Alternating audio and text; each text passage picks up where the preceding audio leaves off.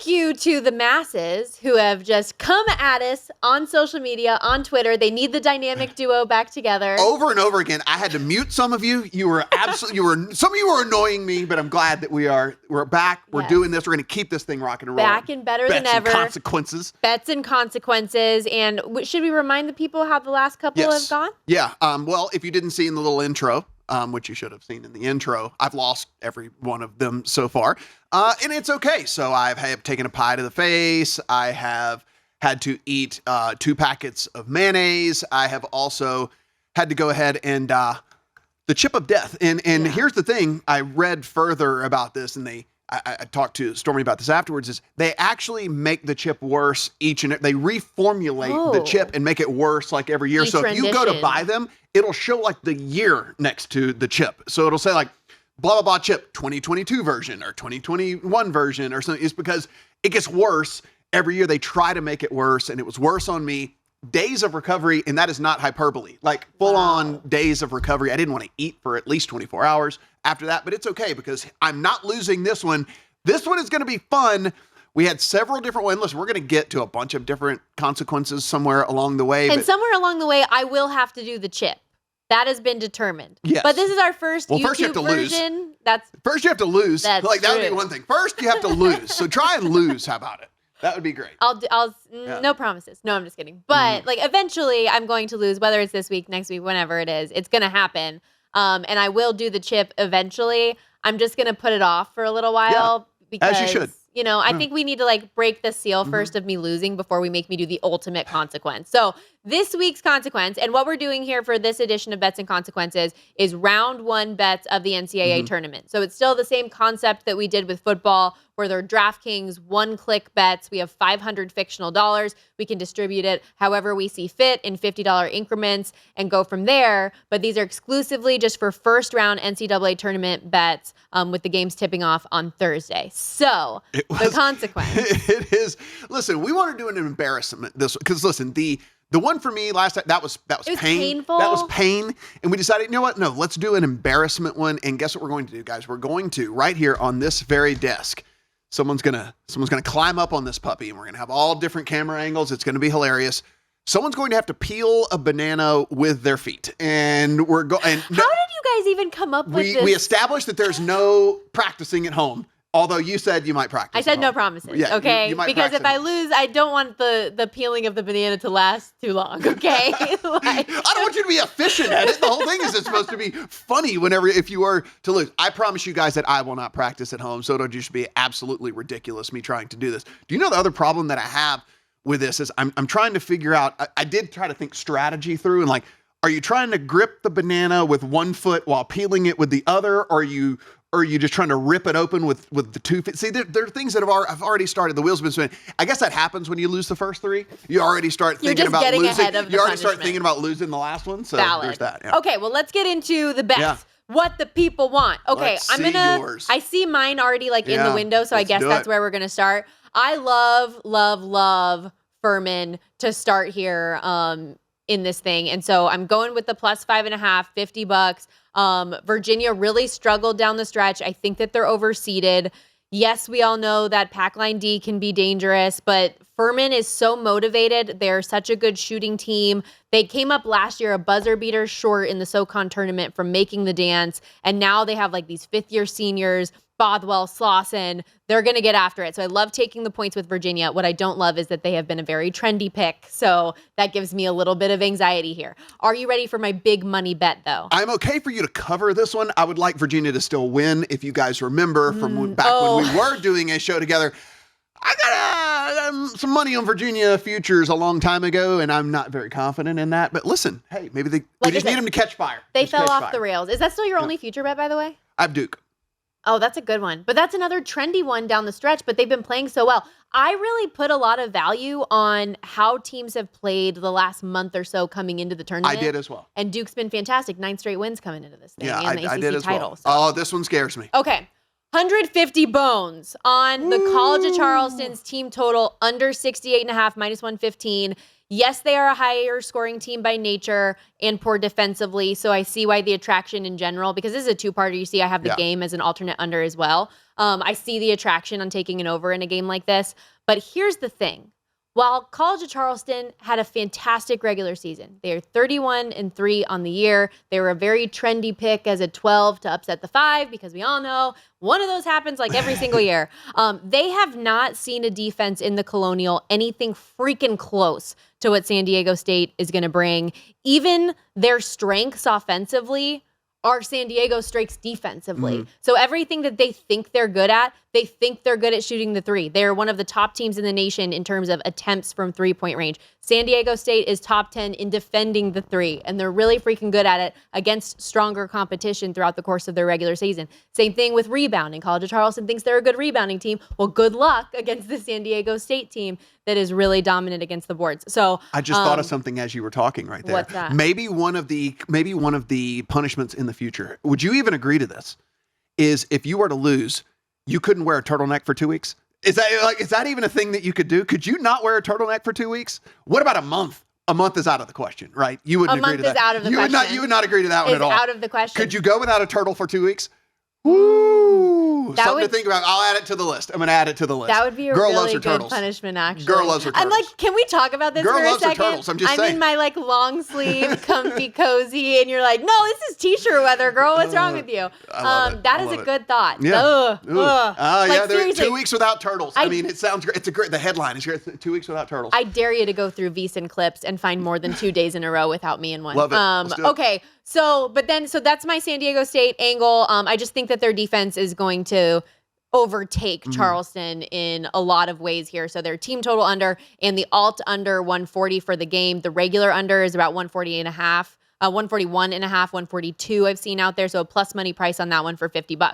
I also have Gonzaga to beat Grand Canyon between 17 and 20 points. That one pays out 5-1. They're a 15.5 point favorite on the standard spread, and I think they cover a tick over that number. Grand Canyon's a decent team. They did punch their ticket winning the WAC, a more competitive year for the league. They're going to want to push tempo against the Zags, but February and March Gonzaga, like I said, recent history, very, very different than the team we saw at the beginning of the year when they were losing games and they were doubted. I really, really like Gonzaga. I have them in my Final Four as well. So I think they cover at margin in this game. And then Kent State +4 against Indiana, which this is funny because I have $100 on this, and rumor has it you have Kent State +4 in your picks as well. This was such a bummer for me because now the strategy takes over, and it's like, would I rather lose this bet? Because it's a bigger loss, yes, for you than it would be for me, because I do have the same one, but I only have 50 on it. So now I'm going to be rooting against our own bet here. Yeah, I'm going to be rooting against our own bet. Let's go, Indiana. I do. Let's do this. Let's go, Hoosiers. Indiana has been too Jekyll and Hyde. Let's this do is it. Kent State's. I actually think that they could be like a potential upset watch here. Indiana could be. The Golden Flashes have only lost one game since February 21st. They were dominant in that MAC title game against Toledo.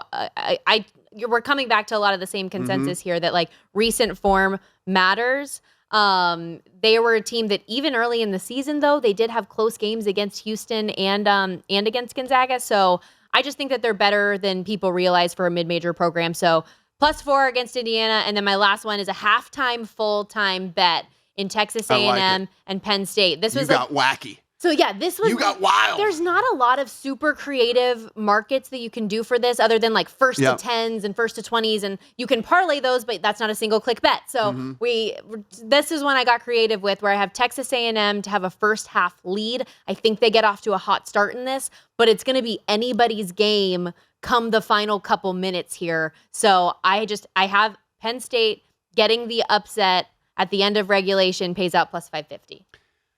That is the one that I'm going to be sweating a ton then for sure. You have Texas A&M money line. Yes, because that game. Throw up Matt's graphic. That game is going to be one of the pivotal games here for us. Yes, I do. We can go ahead and kind of skip around here. I have Texas A&M money line at $100, -150. Now listen, I do want everyone to know when you lose 3 of these things, your strategy does change a little bit. And if you're wondering, like, hey, dude, what are you doing, like, taking money line on a minus 150 and minus 130s and all these minus 125? You want to know why? Because if I lost by a half point in if I lost by a half a point and then ended up losing this competition by like $50 because I didn't take the money line, I would absolutely kill myself. And so I'm not going to do that. I took money line bets. I need to get a win. I need a dub. Producer Steph. I need a dub. I love producer Steph in our text chat. Oh, yeah. Getting ready for this. She said, just take Alabama money line, all 500. Yeah. Guarantee yourself at least some positive dollars and a win. Trust me. Don't think that I didn't. Look, that would be horrible content, so I would not do that, but don't think that didn't cross my mind. I would definitely cross my mind here. All right, so starting at the top, Utah State money line, minus 125 versus Missouri. These are two fun offenses for sure, and I think that this is going to be a really fun game for us to watch. I think Utah State's a little underseeded in this one. Expect the defense for them to eventually win out here. They allow a sub 30% 3-point percentage shot against them in this one. Missouri does like to put it up from 3, and so I like Utah State on the money line here. Just $50 on that one. Not going to get a ton of return, but hey, again, I'm just trying to win the contest and avoid yet another embarrassing defeat here. Arkansas on the money line against Illinois. Arkansas has two guys in Nick Smith Jr. and Anthony Black. Both of these guys are likely definitely going to be lottery picks and likely even top 9, 10-ish type picks. So two different guys that are going to go very, very high in the draft. Eric Musselman on the sideline for them. Trust him in this kind of type of tournament situation. Illinois really did struggle down the stretch. And so that one, a big $100 money line bet on Arkansas. ULL, Lousiana-Lafayette, plus 11.5 against Tennessee. And this is basically just because Tennessee is just completely beat up. And so I'm going to play against them to be able to, look, I think they probably win the game, but do they win the game at margin? I'm hoping not here. I'm getting 11.5 in this. And look, this is a game I have in pocket. I have that bet. So I'm like annoyed that I'm actually rooting for my real bankroll. And you didn't plug that one into your So listen, Tennessee, I was trying to get creative. I was trying to find more value bets here. Yes. Sheesh. I mean, listen, they play good defense, but since all of the injuries, stuff like that, like they just don't score, right? I mean, they're way down over the last month and a half of the season, 197th in the NCAA as far as scoring, 72 points per game. So I think Louisiana-Lafayette in a game in which that doesn't look to be a high-scoring game, those 11.5 points certainly become a little bit more valuable. So do like them there. We already talked about this one and how this one's going to be big for us. The A&M money line bet here over Penn State. $100 on me for this one. So if it goes against me, then that means, well, I guess you do have to have two things happen for yours to get home, but would that be a bummer if A&M's leading at halftime and then ends up losing the game. So this is a big pivotal game for this contest for us in A&M with the minus 150 for me, $100 money line bet Jalen there. Pickett's going to come in the clutch. I'm just saying. A&M played some really good basketball down the stretch as well. And like you said, I also did value a little bit more kind of what happened in the last few weeks of the season leading in, because I think, again, it's different in pros than it is in college. Like I do want these teams to kind of be rocking and rolling, right? Like I do want there to be some gel. Like I didn't play Duke, but like I said, I do have a Duke future, mainly because look, their number 1 scorer, their number 3 scorer, their number 4 scorer, and the number 5 scorer are all freshmen, right? So like it's going to take time like for them to adjust to go, think what you were doing as a senior in high school. And then like, you're like, oh, by the way, now you're playing for a blue blood on national television like every single day, you know? So I did take Duke in that future in the same vein here with kind of the A&M bet. USC money line here at plus 110 against Michigan State. I think USC is just kind of underseeded in this tournament, to be honest with you. And so I kind of like them a lot in this matchup against Michigan State. I think USC is kind of a sneaky pick even to maybe Elite 8. I'm not going to go as far as to say Final 4, but maybe Elite 8 coming out of this region. So do like them and getting that plus money. I'll go ahead and take that, the plus 110 there. This is the trendiest pick, I think, of the entire tournament is Drake. I took Drake plus 2 against Miami. I've seen this. I've seen everyone loving this pick. Yeah, I feel like Drake and my pick of Furman are two that like everyone loves. Everyone loves this one.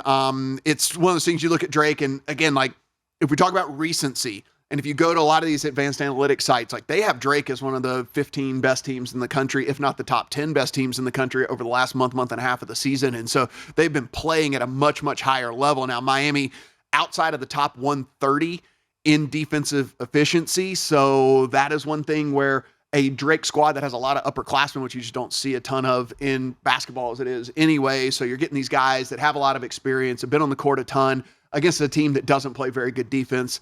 I will go ahead and take Drake here, who has been playing like one of the better teams in the country.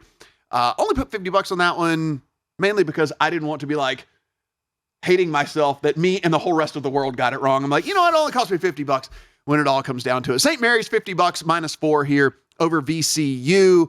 Look, they got embarrassed in the conference championship game by Gonzaga, but as you just mentioned, Gonzaga's really good. Yeah. Like, it's not like that big of a deal for them to get blown out, in my opinion, right, against one of the teams that, if you look, some of these advanced sites actually have Gonzaga as like the second or third best team in the country overall, you know, whenever you kind of look at it. My bracket, I have them playing for the national championship. Yeah. So. Yeah. And so I didn't take a ton away from that. That being said, you know, a little bit of motivation to kind of bounce back from being embarrassed in that conference championship game coming on back. I only need them to win by 5 points in this one. So St. Mary's, I think they're much better than that blowout loss to Gonzaga. And then, of course, this final one that we mentioned, Kent State. Like, this is when we're going to have to root against my own bet. I'm going to be rooting for Indiana. Let's go Hoosiers. Because at this point, it is better for you to lose the extra $50 than it is for me. Listen, it was a good handicap on that game. It's going to come through. You just got to handle. I don't like. No. It's like here's the problem with this is like these are two like defense first teams or whatever, and so. Even if Indiana wins, like, I don't know if there's like winning by margin here. I don't see like big scoring runs or anything in this game because of the way that these two teams play. And so, I don't know. Let's go Hoosiers, though. I'm now an Indiana fan. I'm going to get online. I'm going to order a hat. Peeling a banana with one's feet on the line has this week's consequences. So it's just basically utter shame on social media. But if you are not already a subscriber to our YouTube channel, what are you doing? Make sure that you do that. Click that button down there because this is going to continue, especially throughout the tournament and then hopefully more things beyond. So thank you for Let us know in the comments who you think's going to win, by the way. Whose picks do you like better? Go ahead and let us know in the comments section. 3-0 straight up. Yeah, you're saying, I mean, but that means I'm due, right? That's how betting works. It means I'm due. Go to VSiN.com/subscribe to become a VSiN Pro subscriber today.